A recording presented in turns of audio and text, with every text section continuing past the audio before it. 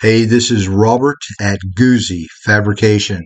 Man, I've got a fun little project for us today. Now, I purchased this fuel tank from Lowbrow. Get it opened up, check it out. Now, it's a Frisco mount style tank, and it's a replica of a Sportster tank. Not quite as big. I think it's 2.5 gallon. So here we go. Now this frame is a 3-inch up, 4-inch stretch, 2-inch drop. It's going to make a really cool little chopper here. And I've got a 1200 Evo Sportster engine tranny that's going to go into this thing. Yeah, but first we're going to get this mounted onto the frame. And like I mentioned, you'll notice it's sitting up a lot higher. It's a Frisco style tank.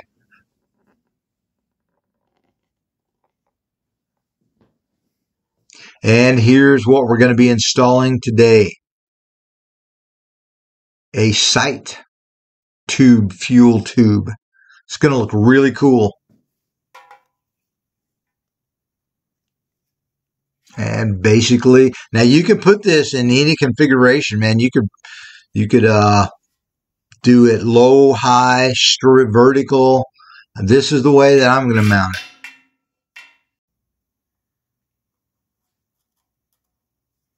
Okay, first we want to set our lowest point.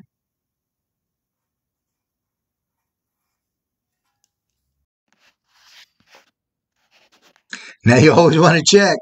Make sure you don't go too low. Yeah, it'd be kind of a mess to come out right there at the bottom of the tank on the inside. Okay, so here's the little bung. We're going to drill the hole. We want to make sure of the size before we just start taking off on it. And we want to double check the drill bit.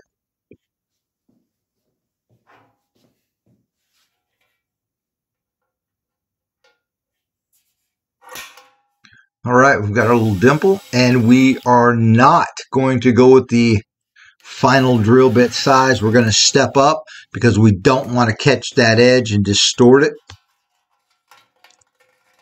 A little cleanup.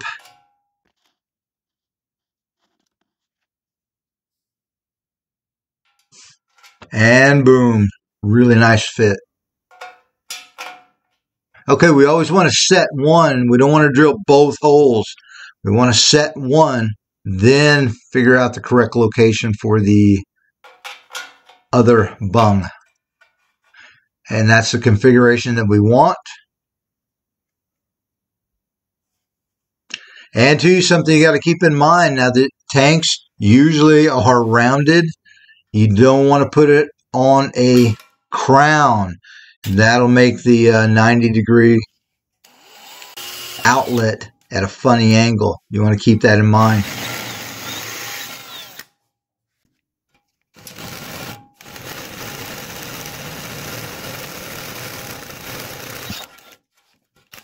And there it is. See what we have.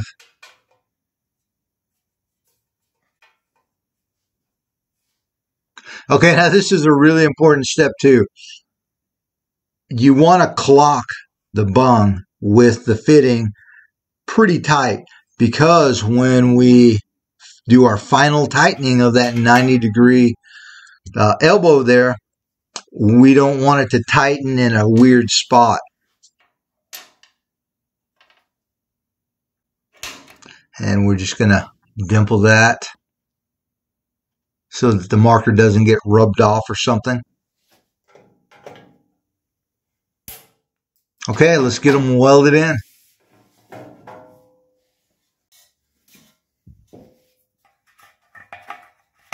Now, something I want to mention, if you're doing a tank from Lowbrow, and I get it, but they had put oil in this tank to keep the inside from rusting.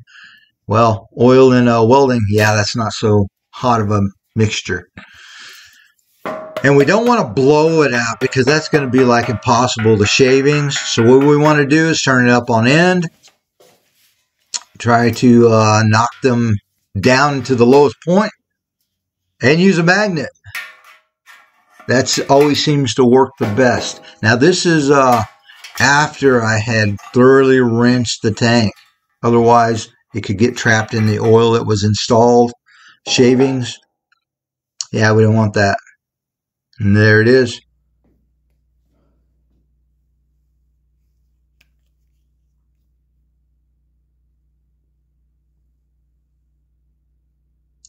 And we want to remember the correct position to clock that bung in when we weld it. It's not impossible to fix later, but it just makes life so much easier. If we weld it there, and when we tighten it, that's our final position. We want it tightened to.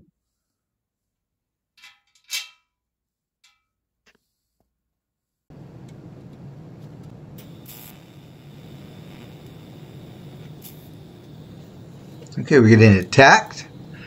We want to make sure that the bung is flush so that it's not cocked to one side where the 90-degree elbow is going to be at a funny orientation.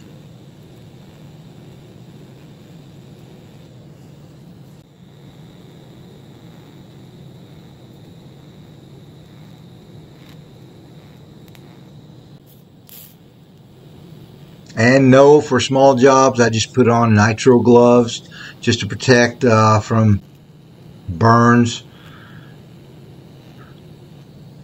If I was doing something larger, yeah, I'd put on regular TIG welding gloves. Always PPE.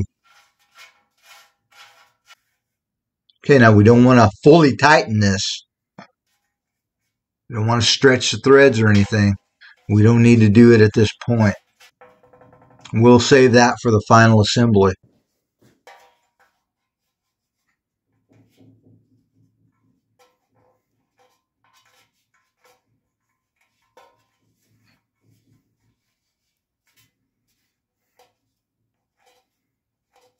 Get our hose lined out. Final trim.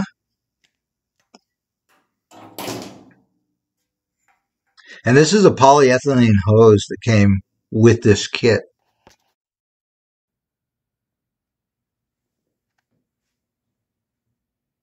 And boom, man, that looks awesome. That really looks good. I really like the look of that. Really adds to, it's going to really add a custom touch to the chopper. Like I said, you can do this in a lot of different configurations. This is the one I choose. It's always a good idea to use a product called Red Coat to coat the inside of the tank. Yeah, it came with those little clamps. I'm not going to use those. They're kind of rinky-dink, but anyway. Back to the Red Coat. Yeah, you always want to do that to the inside of a tank. It's cheap insurance. Now this is going to be the front wheel. Dude, yeah, when I saw this, yeah, I had to splurge on this and save up. But man, twisted spoke. Stay tuned. Thanks for watching.